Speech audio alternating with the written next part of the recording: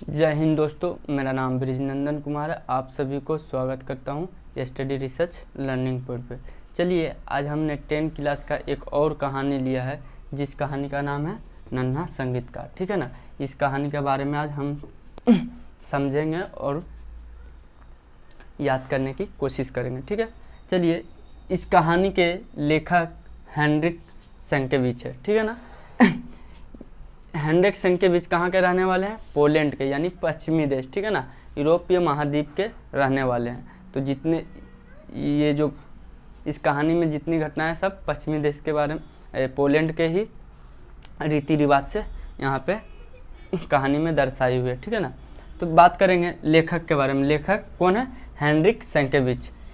इनका जन्म पोलैंड में हुआ था। कब हुआ था? 1846 ईस्वी में। ठीक है ना। इनका जन्म पोलैंड में ही हुआ था। कब हुआ था? 1846 ईस्वी में। इनकी मृत्यु हुई थी 1916 ईस्वी में। ठीक है ना। पोलैंड में ही भी मृत्यु हुई थी। कितना? 70 वर्ष की उम्र में इनकी देहांत यानी मृत्यु हो गई थी। ठीक है ना।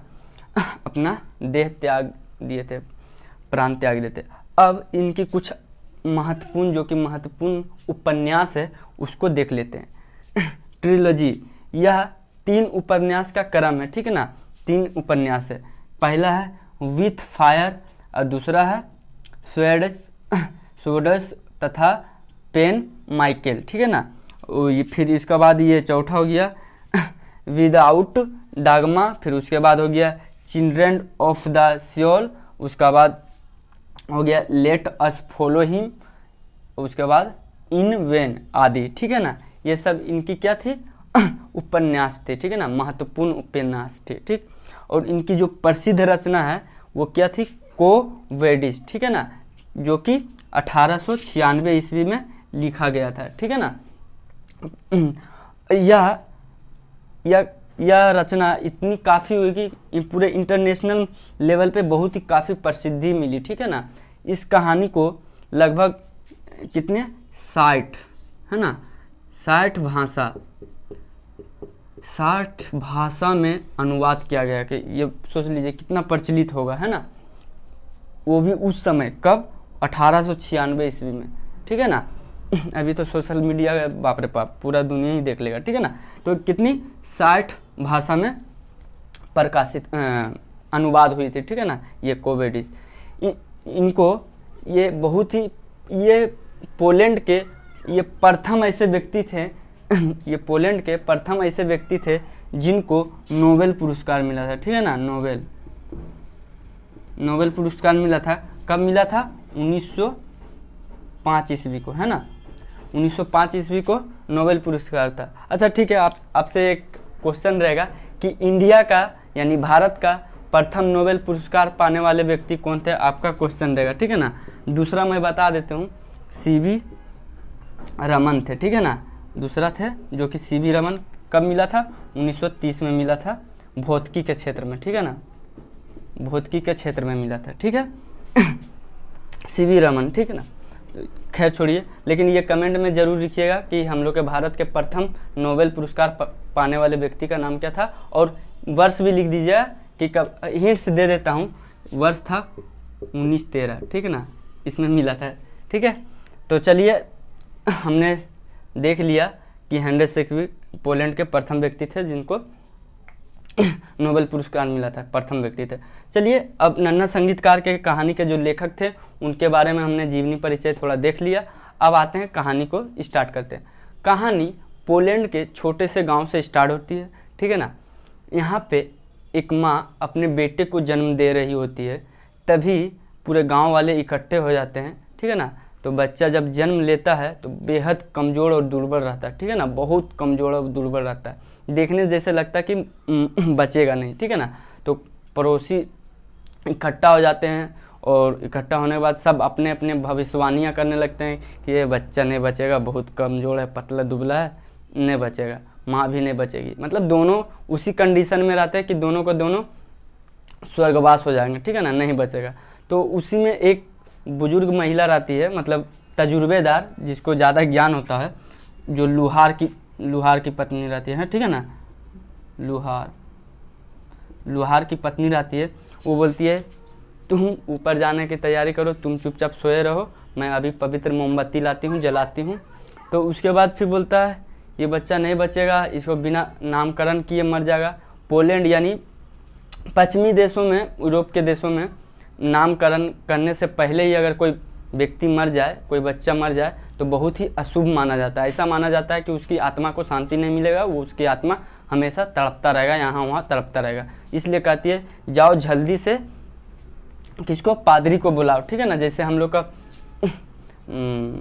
क्या बोलते हैं, पंडित जी होते हैं, उसी तरह ईसाई धर्म में उन लोगों का मेन क्या होता है, चर्च का हेड जो होता है पादरी को बोलता है, पादरी को बुला के आओ, इसका जल्दी से नामकरण और पूजा पाठ क्रियाक्रम होगा, ठीक है ना। तो उसी में से दूसरा औरत बोलती है कि हमको तो लगता है ये पादरी को आने से पहले ये मर जाएगा बच्चा, ठीक है ना। तो ये सब होता है। तो थोड़े देरी के बाद बुलबुल चींची आती है, तो इसका ये बच्चा जो रहता है ज़ोर ज़ोर से लात मारने लगता है और धीरे से आवाज़ आता है, चिल्लाने लगता है। और किस तरह चिल्लाता है, एकदम बिल्ली जैसे बिल्ली मिमी आती है ना, उसी तरह से ये भी चिल्लाने लगता है, मैं, ठीक है ना। तो हो जाता है। उसके बाद क्या बोलता है, पादरी आते हैं, पादरी पूजा पाठ करके चले जाते हैं। उसके बाद ये लोग थोड़ा धीरे धीरे ठीक हो जाते हैं, माँ भी ठीक हो जाती है और बच्चा भी। तो उसके बाद 4 बरस बीत जाता है। उसके बाद यह बच्चा बहुत ही पतला दुबला तो था ही, इसका इनका जो ये बच्चा का जो चूल था भूसर था, मतलब चॉकलेटी कलर का, देखिएगा कुछ किसी का भूरा रंग का रहता है ना, उस तरह का था। आँख धंसा हुआ, ये सीना धंसा हुआ, गाल चिपका हुआ, मतलब बहुत ही दुर्बल, बहुत ही कमज़ोर था, ठीक है ना। तो इसी का कारण पड़ोसी वाला बोलते थे ठीक है बचवा तो बच गया, तो क्या हुआ, बच्चा बच गया लेकिन ज़्यादा दिन टिकेगा नहीं, मरिए जाएगा, ठीक है ना, मर ही जाएगा, ज़्यादा दिन टिकेगा नहीं। तो उसी तरह दिन बीतता गया। तो बोलता था अगर बाई चांस बच भी जाएगा, हाँ बोलता था अगर बाई चांस बच भी गया तो क्या होगा, ये कुछ कर्म करने लायक नहीं रहेगा, मतलब अपनी माता पिता को ख्याल रखना है। यहाँ पे देखिए इसका पिता का इस कहानी में कोई जिक्र नहीं है, ठीक ना, सिर्फ इस लड़का का जैन का है। ओ हाँ भूल गए, उस समय वो लोहार की जो पत्नी रहती है उनका नाम उस समय नामकरण कर देता है, जिसका नाम रखता है जैन, ठीक है ना। तो इसमें सिर्फ कहानी में जैन का सिर्फ माँ और जैन के बारे में कहा गया है, इनका पिता का इस कहानी में कोई जिक्र नहीं है, ठीक है ना। तो बोलता है अगर ये बच भी गया तो अपने माँ को नहीं खिला पाते या कोई काम नहीं कर सकेगा, क्योंकि बहुत ही दुर्बल था, अत्यंत दुर्बल, ठीक है ना। तो इसी तरह बीता गया। लेकिन इस बच्चे का अंदर एक खासियत थी, ठीक है ना, एक गुण था जो कि सब बच्चे से एक अलग बच्चा इसको बनाता था, ठीक है ना। इसके अंदर यह खासियत था कि प्राकृतिक में जितने भी घटनाएं घटती है, जो भी हो, जिससे साउंड प्रदूषण साउंड क्रिएट हो, ठीक ना, वो चीज़ उसको संगीत की तरह उसको सुनाई देता था, ठीक है ना। जैसे कोई भी चीज़, जैसे चिड़िया चिचियाती थी तो उसको लगता था आहा कितना मस्त, कितना बढ़िया धुन में संगीत बज रहा है, मतलब गाना बज रहा है, सुन उसको सुकून मिलता था, बहुत अच्छा लगता था। जैसे हवा उवा भी चलता है तो हवा चलने से पेड़ पत्ते टकराते थे, आवाज़ आती थी, तो उसको लगता था आहा कितना मस्त संगीत बज रहा, कितना अच्छा लग रहा, बहुत उसको मतलब काफ़ी आनंद आता था, पूरा सुख, मतलब एकदम उनको बहुत ही सबकी मतलब दुनिया का सबसे कीमती चीज़ समझिए उसको, वही मतलब संगीत ही अच्छा लगता था, ठीक है ना। उसी तरह हवा उवा भी चलते थे तो वो क्या होता था कि उसको संगीत सुनाई पड़ता था, ठीक है ना। जो कि जैसे हम लोग नॉर्मली अगर हवा चला या फिर चिड़िया चहचहाई तो हम लोग नॉर्मली सुन के इग्नोर कर देते हैं, चिड़िया चिड़चिड़ाया छोड़ हटाना, ठीक है ना। तो उनके इसमें एक ये खासियत थी, ठीक है ना। तो इन्हीं खासियत से धीरे धीरे जब बड़ा होते गया, इसको इस संगीत में और अंदर घुसते गया और लत लगते गई, ठीक है ना। जैसे इन्होंने ये जो लड़का था मात्र 8 वर्ष में इसका माँ बहुत बेहद प्यार करती थी, ठीक ना। कमज़ोर था तो क्या हो, माँ तो बेटा के लिए बेटा ही होता है, तो बेटा हो या बेटी, ठीक ना, तो पुत्र ही होता है, ठीक है ना, कोई भी बेटा हो या बेटी, तो बच्चा होता है। तो माँ इनसे बेहद प्यार करती थी और इसको प्यार से क्या बुलाती थी, चेंजलिंग, ठीक है ना, याद रखिएगा। चेंजलिंग, ठीक ना, चेंजलिंग करके बुलाती थी। ये कई बार परीक्षा में पूछे भी गए हैं, ठीक है ना। तो बेहद प्यार करती थी, चेंजलिंग करके बुलाती थी। तो ये क्या करता, महज 8 वर्ष की उम्र में, जो लड़का था 8 वर्ष की उम्र में अपने पैर पे, मतलब अपने आप खाना, हाँ ये बहुत ही गरीब था। इतना था कि बेचारा 2 वक्त की रोटी भी नहीं जुट पाती थी, ठीक है ना। इसकी माँ बहुत कड़ी मेहनत कर करके, कैसे भी करके 2 मिनट का रोटी भी सोच लीजिए नहीं जुट पाता था। मतलब बेहद गरीबी थी, जिसके कारण अब भाई कुछ भी हो। और एक तो लड़का बेचारा कमज़ोर था, और ऊपर से खाना उना ना मिलने के कारण और भी दुबला पतला था, ठीक है ना। तो ये मात्र 8 वर्ष की उम्र में अपने पैरों पे मतलब चलने लगा, और खाना का जुगाड़ अपने खुद करता था। जंगल जाता था तो वहाँ पे जब इसको खाना नहीं मिलता था तो ये जंगल जाता था, मशरूम खोजता था, मशरूम खाता था, कच्चे शलजम खाता था, ठीक है ना। तो जब भी ये जंगल उंगल जाता था, खो जाता था, क्या बोलता है इसके, संगीत के धुन में, क्योंकि वहाँ जंगल में पेड़ पौधे एक दूसरे से टकराते थे, हवा चलती थी, तो उसको बहुत ही आनंद आता था। जब जब भी भेड़िया उड़ियाँ चलाने जाता था तो वही, खैर भगवान की कृपा था कि इसको कोई शेर जानवर, कोई भी भेड़िया उड़िया इसको कोई दबोचा नहीं, खाया नहीं, ठीक है ना।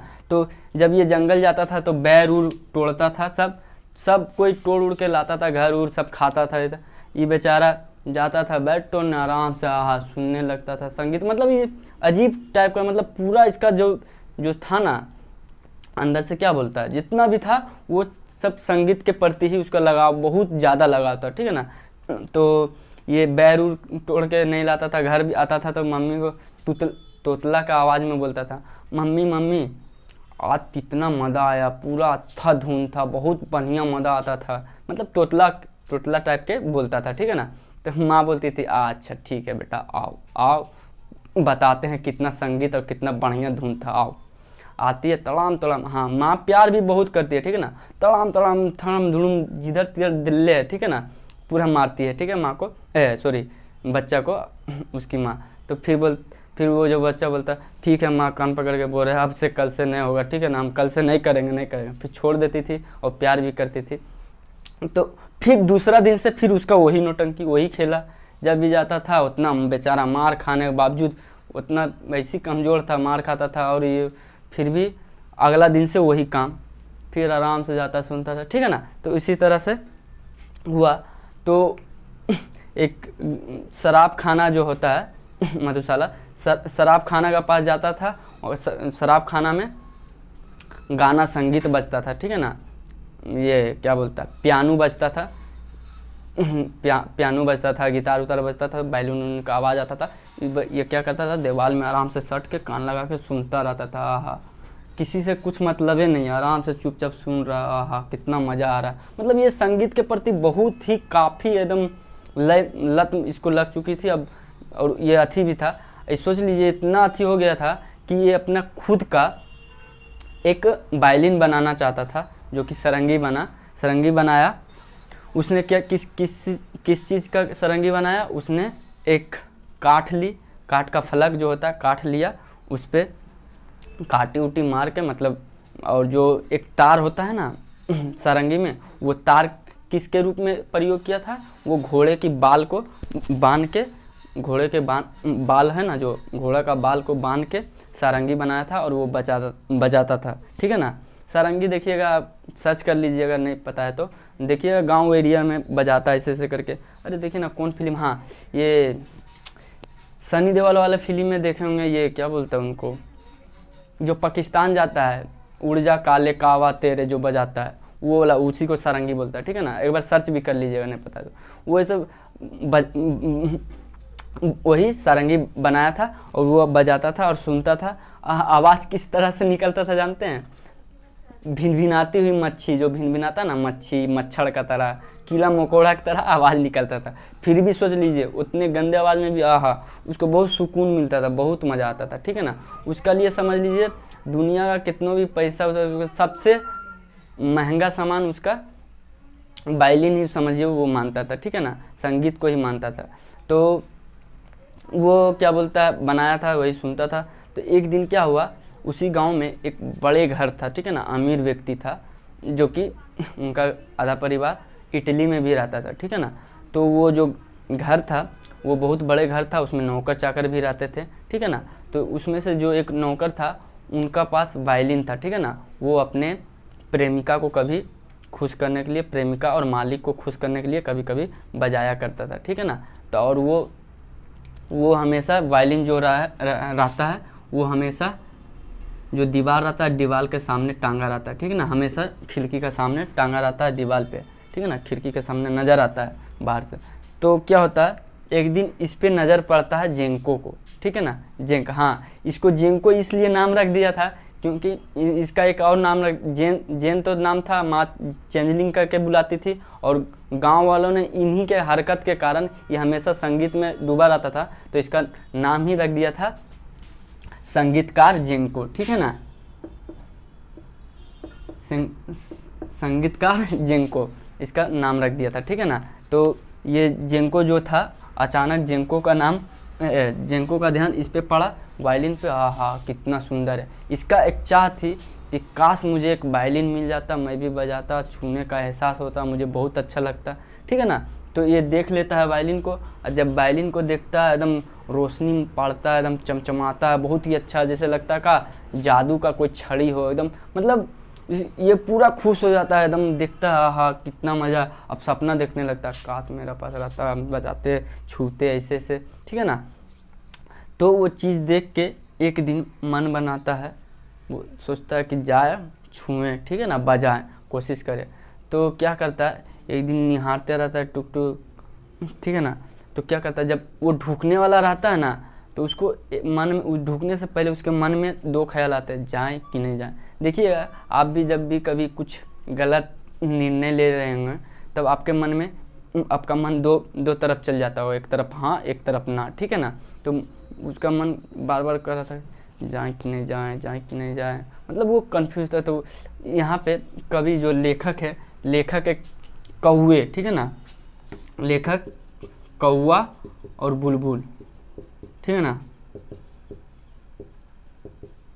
कौवा और बुलबुल के माध्यम से यहाँ पे बताता है, जो हाँ रहता है मतलब जाने के लिए प्रेरित करता है, वो बुलबुल रहती है, ठीक है ना। बुलबुल बोलता है जा जिनको जा, आराम से पा ले, अपना सपना पूरा कर ले, छू ले, बजाने की कोशिश कर। और ये जो कौवा है, कौवा इसके सिर पे मंडराता है, और कौवा का काँव काँव बोलता है, मतलब कौवा बोलता है, संकेतित करता है कि मत जा जिनको, मत जा मत जा मत जा, ठीक है ना। तो ये उसे करते करते ढूक जाता है। उस दिन पूरा अंधेरा, बिजली कड़कता है, बिजली चमकता उमकता है, ठीक है ना। तो वो ढूक जाता है, जाता है वायलिन के पास, नीचे एकदम पलथी मार के बैठ जाता है, टुकुर टुकुर एकदम करके ध्यान करके देखता है, ठीक है ना, एकदम निगाह उसी के ऊपर आती है। अचानक से बिजली कड़कना उड़कना बंद हो जाता है, तो नौकर उसको देख लेता है। अब नौकर देख लेता है तो बाहर आवाज़ आता है, ढाँ ढाँ बचाओ बचाओ, ठीक है ना, बचा माँ, उसका बार बार उसका मुँह से हमेशा निकलता था बचा माँ, छोड़ दो छोड़ दो। तो अचानक से सब ये क्या बोलता है आ जाते हैं, तो देखते हैं बच्चा को पूरा मारा बेरहमी से, एकदम इतना ख़राब मारा था बेचारा, एक तो ऐसे ही कमज़ोर है, इतना मारा था, और 8-10 साल का बच्चा था। तो 10 साल का बच्चा था, कमज़ोर था, इतना मार मारा कि उसको सब देगा फूल गया, दर्द देने लगा, मतलब बेहोश हो गया होगा उस समय, ठीक है ना। तो ये घर गई अपना माँ, उसको माँ 2 दिन देखभाल की, सॉरी हाँ, जब मारने के बाद क्या हुआ, इसको चोर समझ के पीट दिया, पीट के बाद इसको अब लेके चल जाता है कोर्ट, ठीक है ना, जज के पास। अब जज के पास जब कोर्ट में जाता है, जज बोलता है क्या गुनाह किया था, बोलता चोरी।